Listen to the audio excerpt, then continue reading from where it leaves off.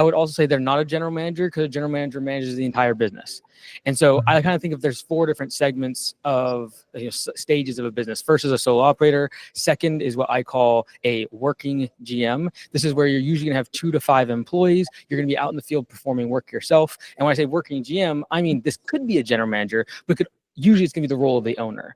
Then there's full-time GM, and that's kind of where you're at now. Like you're fully out of the business. It's usually around that $800,000 to $100 million marker, depending on the industry. More importantly, it's 6 to 8 employees, because that's what you can effectively manage as one person.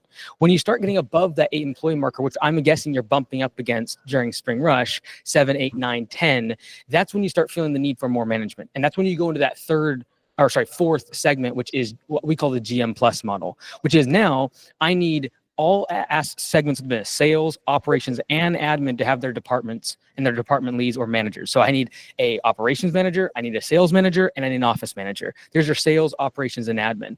And that structure of business is going to put you up for like that $1.5 to $2 million business, usually 10 to 15 employees, et cetera. And so you're right in the middle of going from full-time GM to GM plus. And what I would warn you about is as you add him as a quote manager, that's going to suck all of your profits out.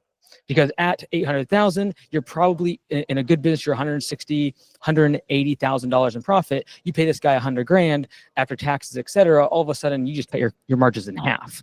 And so that's where you're going to be at. And so I like the idea of like, hey, I still want him being productive out in the field. So I would classify him personally as a working GM, which is I expect you to perform work and perform labor revenue, but there are also other tasks you're supposed to be doing. Now,